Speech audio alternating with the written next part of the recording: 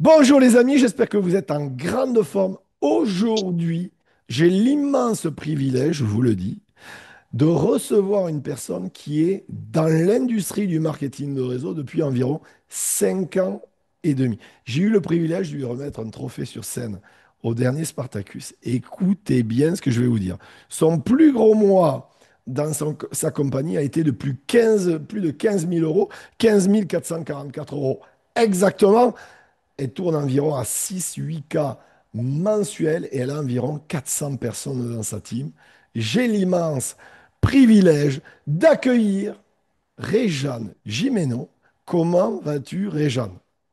Ça va super. Merci vraiment de m'accueillir sur ton Zoom. Je suis trop contente. Vraiment, merci. Ben écoute, c'est moi qui te remercie d'avoir accepté mon invitation. Le privilège est pour moi.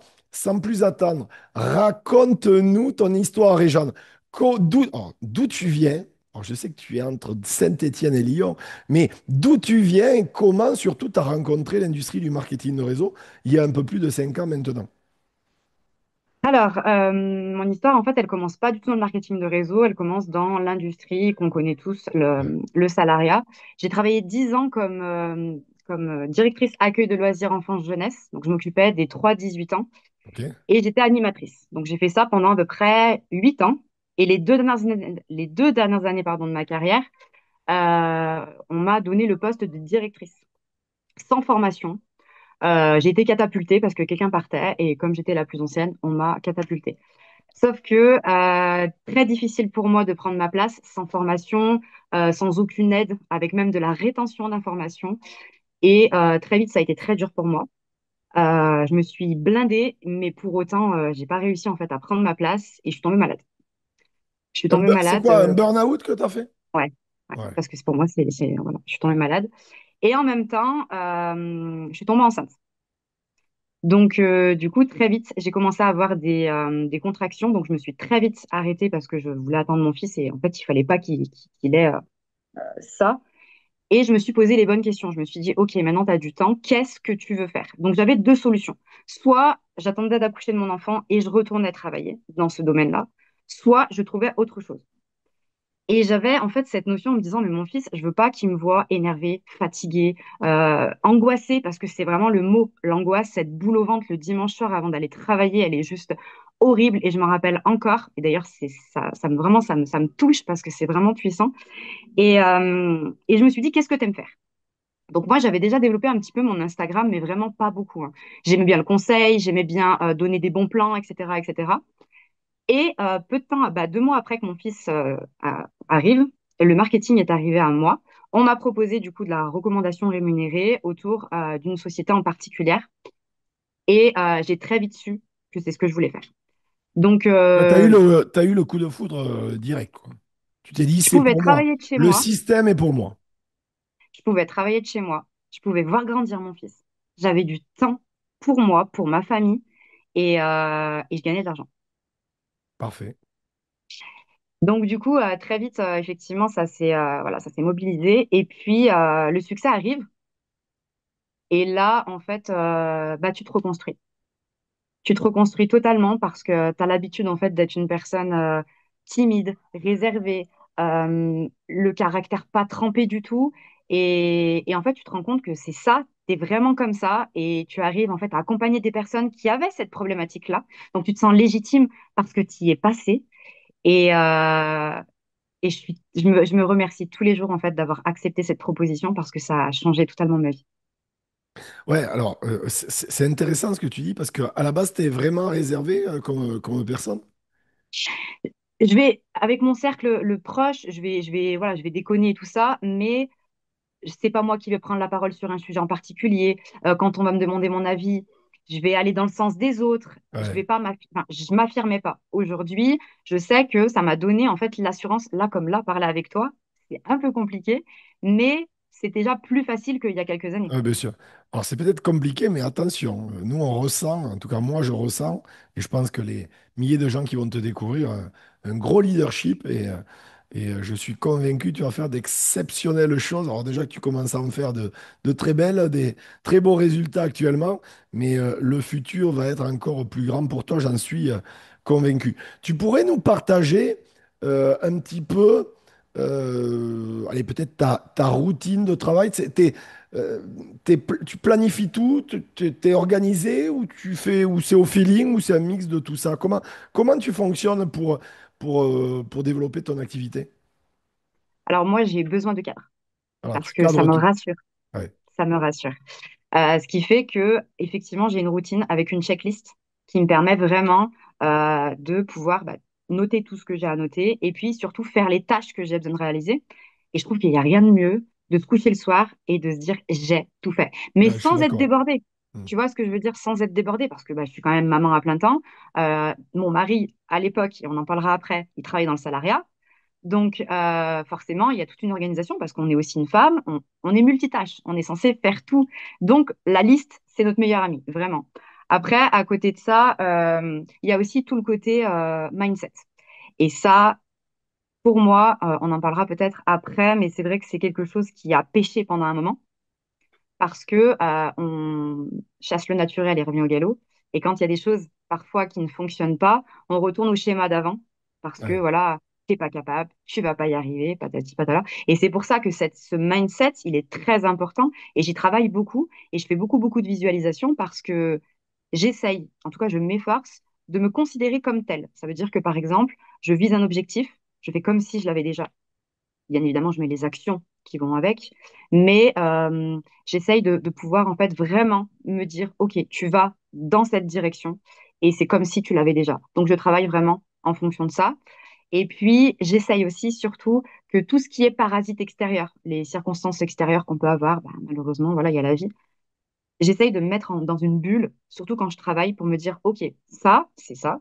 Mais même si tu travailles à la maison, c'est comme si tu travaillais au boulot, à l'extérieur de la maison. Et en fait, ce qu'il y a dans ton travail, c'est ton travail. Ce qu'il y a après à la maison, quand tu vas manger, quand tu coupes, c'est autre chose. Et c'est ce qui me permet d'être performante. Et d'ailleurs, les films l'ont dit, mon équipe, en disant, purée, mais on se rend pas compte, en fait, que des fois, tu es fatigué. Mais du moment, en fait, où j'allume mon Zoom, personne, mais personne ne peut se rendre compte si je vais bien, si je vais pas bien, parce l'attitude. que je suis animée par la Ouais, bien passion, en sûr. fait, et quoi qu'il arrive, ça sonne tous les mots. Ouais, c'est Confucius qui disait, trouvez quelque chose qui vous passionne et vous n'aurez plus jamais à avoir l'impression de travailler. Tu as De trouvé les travailler. chaussures à ton pied, l'industrie qui te comprend, l'industrie qui te convient et tu es faite pour cette industrie. Ça, c'est une certitude. Alors là, tu parlais de visualisation. C'est très intéressant la visualisation, ça fait partie du développement personnel justement. Donc, toi, tu es en plein processus du dev perso, puisque tu l'expliques très bien, hein. La Réjeanne d'il y a 5 ans et demi n'est pas du tout la même qu'aujourd'hui. Elle a progressé sur tous les angles.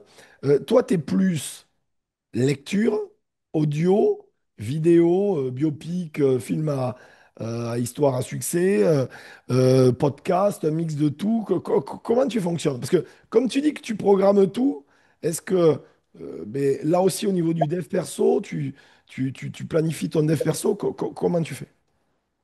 Alors, je vais être très honnête avec toi.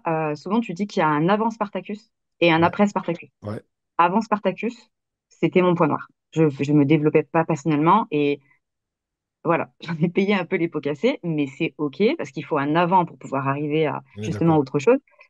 Et je me rappelle j'avais eu le privilège de pouvoir avoir un petit temps avec toi et je t'avais demandé, est-ce que tu peux me donner du conseil? Parce que c'est vrai que je ne sais pas par quoi commencer. Et tu m'as dit, teste, fais des tests, regarde ce qui pourrait fonctionner pour toi.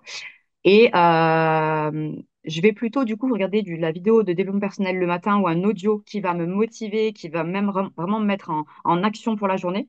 J'écoute peu, j'ai essayé, mais j'écoute peu les histoires à succès parce que je suis pas dans cette énergie. Moi, je veux vraiment en fait que le matin, voilà, comme Ouais, phase 1, voilà. phase 1, on est dedans, quoi. Tu vois, Voilà, ça le me vraiment, tempo direct, tu veux rentrer dans voilà, le match directement. voilà, exactement. Et le soir, par contre, pour éviter les écrans, et je trouve que ça facilite énormément l'endormissement, c'est la lecture. Ouais. Et du coup, je commence tout juste, alors, non, j'ai commencé après Spartacus, mais voilà, je commence à découvrir tes livres, donc là, je suis sur Impact.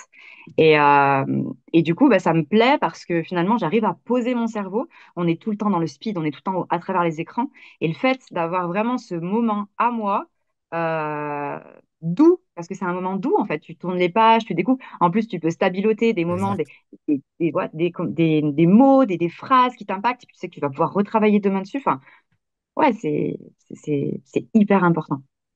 Alors, j'aimerais que tu nous partages peut-être une anecdote d'un challenge que tu as rencontré. À mon avis, tu en as rencontré en 5 ans et demi. T'as dû être confronté à plein d'obstacles, comme tout leader sera confronté à plein d'obstacles. Pourquoi je dis ça? Parce que euh, la plupart des gens, ils ont ce réflexe de dire, il a eu de la chance, elle a eu de la chance, on lui a déroulé le tapis rouge. Je peux vous le dire, les amis, à Réjeanne, personne ne lui a déroulé le tapis rouge. Elle est allée se le chercher, son tapis rouge. Et, mais je voudrais vraiment que les gens, les milliers de gens qui vont te découvrir aujourd'hui, se rendent compte que toi aussi, et voilà, la vie est un cadeau, mais ne fais pas de cadeau par moment. Et toi aussi, tu as été confronté à des difficultés, mais à la différence des autres, tu as réagi différemment et c'est pour ça que tu en es là aujourd'hui. Si tu aurais une anecdote à nous partager. Alors, tout à l'heure, je t'ai parlé de mon burn-out. Ouais, Et à côté de moi, j'ai parlé d'une personne qui était dans l'ombre, c'est mon mari, qui a toujours été là, qui m'a soutenue vraiment et qui m'a dit fais ce que tu aimes. Vraiment, ouais, fais, fais, fais. Et quand moi, je suis arrivée à un moment donné où je kiffais ma vie, j'étais vraiment épanouie, j'avais ma liberté d'agenda, tu te rends compte que je pouvais emmener mon fils à l'école et en même temps, je gagnais de l'argent, bien plus que mon mari. Et lui, je le voyais rentrer du boulot, fatigué, à l'usine, angoissé, etc., etc. Et cetera. Et surtout, c'est qu'il était tellement épuisé qu'en fait, il profitait même pas des temps avec nous. Donc, je me suis mis un objectif, un challenge, de me dire que voilà, si je validais une certaine position dans la société, je pouvais lui donner l'opportunité en lui disant, regarde, en fait, avec ça, tu sais que ça va pouvoir rouler. Donc, je me suis mis ce challenge et en même temps, il fallait aussi travailler sa santé mentale.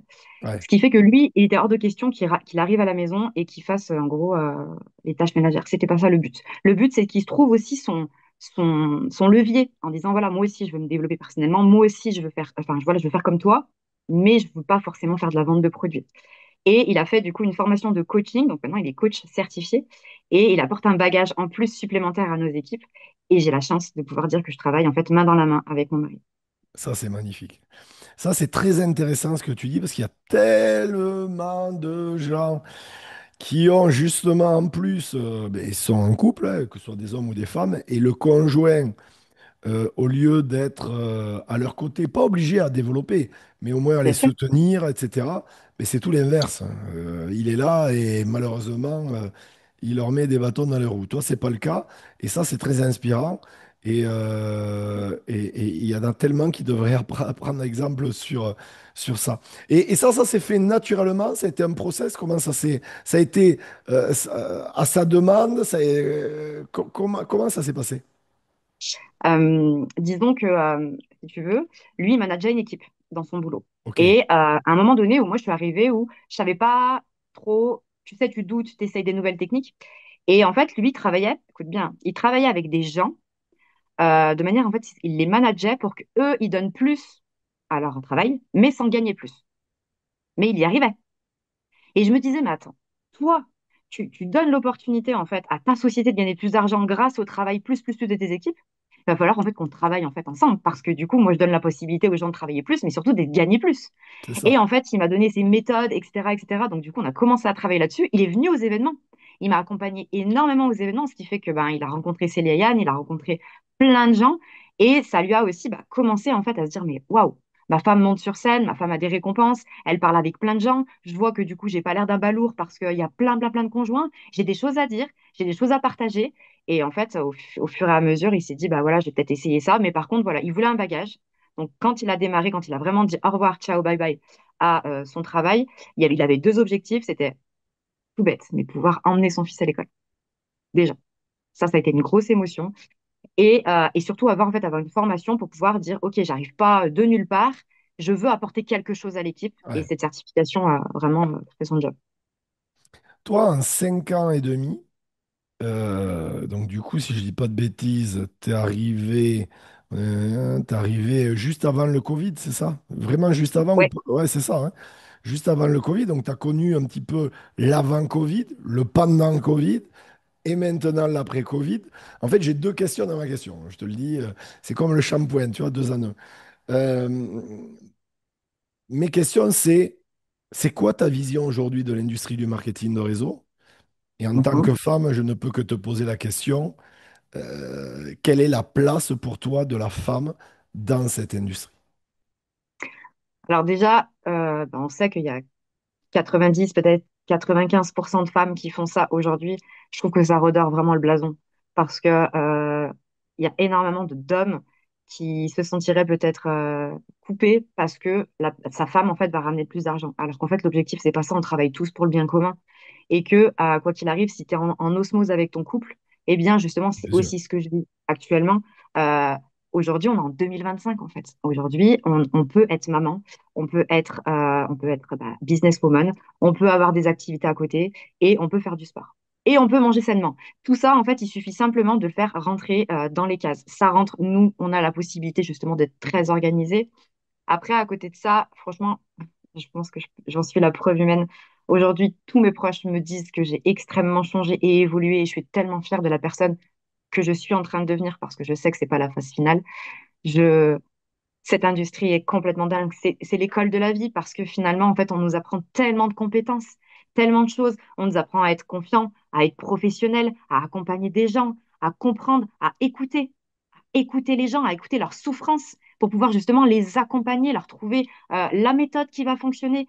Pour moi, l'humain, c'est plus que tout. Pourquoi il y a des gens qui font des burn-out finalement? C'est parce qu'il n'y a pas cette reconnaissance. Ne serait-ce que, ah bah tiens, bravo Jean-Michel, tu as rendu ton dossier à temps, franchement, il est super. Ne serait-ce que ça, sans parler déjà du salaire, mais la reconnaissance, être fier de soi, c'est une sensation tellement peu connue par des gens que j'aimerais tellement voilà, que la population puisse se dire, waouh, je suis fière de moi. Et ça, je sais que l'industrie du marketing de réseau va pouvoir en fait tellement s'agrandir qu'il y aura beaucoup moins justement de burn-out parce que, encore une fois, comme tu l'as dit, si tu aimes ce que tu fais, tu n'as pas l'habitude, enfin, tu n'as pas l'impression de travailler. Oui, c'est une philosophie de vie totalement différente que le système traditionnel qui n'a pas un genou à terre, mais bien deux, et qui est en phase terminale, pour moi en tout cas. Enfin, c'est même pas pour moi, c'est les chiffres qui le disent. Donc aujourd'hui, les amis, si vous ne faites pas de marketing de réseau, il est temps de se réveiller parce que la vie est un cadeau, mais ne vous fera pas de cadeau. Et surtout, la vie passe très vite. Et quand on voit ton exemple, Réjeanne, qui a pivoté, en fait, à un moment donné dans ta vie, tu as pivoté et tu t'es dit, je vaux mieux, j'ai besoin d'autre chose. Et cette décision que tu as prise il y a 5 ans et demi, bien, te permet aujourd'hui d'avoir un style de vie totalement, je dis bien totalement différent. Et en fait, les gens ne comprennent pas que c'est que leur destinée souvent se joue à une décision. Et à un moment Mhm. donné, cette décision, faut la prendre. Avant de terminer cette entrevue, Réjean, je voudrais que tu nous partages, allez, trois conseils que tu estimes avec ton expérience. Alors je sais que les conseils, on pourrait nous donner des centaines ou des milliers. On y passerait des semaines. Mais là, vraiment, trois conseils. Imaginons, il y a des milliers de gens qui vont te découvrir lors de cette entrevue. Il y a plein de gens qui veulent avoir des résultats, mais qui n'en ont pas. Là, tu leur donnes trois conseils, les mettent en application cash. Il va y avoir du mouvement, il va y avoir des résultats. Ce serait quel conseil? Alors déjà, c'est bateau, mais c'est hyper important, c'est être bien entouré. Ouais, Alors, je sais l'environnement. que parfois, l'environnement familial fait que tu ne peux pas en fait avoir l'encouragement de tes proches. Mais Ouais, par contre, tu vas pouvoir le trouver dans ton industrie. Tu vas ouais. pouvoir le retrouver dans ta crossline, peut-être autour de ta marraine ou même de ta upline. Et ça, faut pas hésiter. D'ailleurs, Fraser Brooks a dit que dans justement le marketing de réseau était tellement particulier que tu pouvais connaître des gens depuis 6 mois, un an et qui pouvaient être tellement aussi proches qu'une personne que tu connais depuis l'école. Parce qu'on est vraiment dans le même mouvement. J'ai rien que d'en parler, j'ai des frissons parce que c'est tellement puissant de pouvoir justement travailler avec des hommes et des femmes on travaille, en fait, on travaille ensemble. On est tous éclatés dans toute la France et parfois dans même certains pays, mais on travaille pour le bien commun et on a tous le même objectif, cette liberté financière. Et pour ça, entourez-vous de personnes positives et même c'est des personnes qui vont croire en vous, même quand vous allez douter. Ça, c'est vraiment le premier conseil. Le deuxième, il est bateau aussi, mais pour moi, c'est primordial, c'est la formation. Vous ne pouvez pas démarrer une activité si vous ne connaissez pas les produits, vous ne connaissez pas les méthodes, vous ne connaissez pas tout ça. Imaginons, on part du principe que vous changez de travail. Vous arrivez dans une nouvelle société, on vous donne un nouveau poste et vous n'êtes pas formé, ce n'est pas possible. Et pour autant, vous allez quand même vous former parce que vous allez en fait devoir rendre des comptes à votre patron. Tandis que là, vous le faites pour vous, mais faites-le pour vous. Donnez-vous cette chance, misez sur vous justement, formez-vous. C'est pas une option la formation, vraiment. Et la troisième chose, c'est bateau aussi, mais c'est tellement vrai. C'est-à-dire que du coup, ne jamais abandonner. Ne vous arrêtez pas au premier échec, au deuxième échec, au troisième échec. Vous allez avoir des non. Mais quoi qu'il arrive, c'est si vous croyez en cette industrie, si vous avez la vision, et ben quoi qu'il arrive, en fait, vous allez réussir. Et vous allez être tellement fiers de vous. On parle encore de cette fierté. Mais pour moi, la fierté, c'est regarder en arrière et se dire, oh, mais tout ce que j'ai parcouru comme chemin. Et c'est tellement puissant. Les amis, comme l'a dit Réjeanne, misez sur vous parce que Réjeanne a misé sur elle il y a 5 ans et demi. Et croyez-moi, je le n'ai fait. Rappelez-vous de ce que je vais vous dire. Réjeanne, les résultats qu'elle a aujourd'hui, c'est rien par rapport aux résultats qu'elle aura demain. Bravo à toi, Réjeanne. Merci beaucoup pour tout le contenu que tu nous as partagé aujourd'hui, vraiment. Bah, merci à toi, hein. C'est vraiment un honneur d'être là, de pouvoir partager. Vraiment, et puis tu m'as mis à l'aise en plus, donc vraiment merci.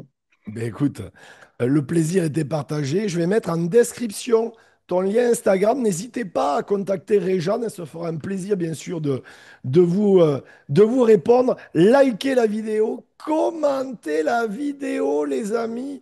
Dites-nous dans les commentaires, c'est quoi vos pourquoi, c'est quoi vos objectifs, qu'est-ce que vous voulez changer dans votre vie grâce à votre compagnie de marketing de réseau et peu importe la compagnie dans laquelle vous êtes. Et puis, bien sûr, abonnez-vous à ma chaîne, vous serez béni sur 30 générations. C'est du garanti à coup sûr. Réjeanne, encore merci. Les amis, à très bientôt. Bye bye. Salut.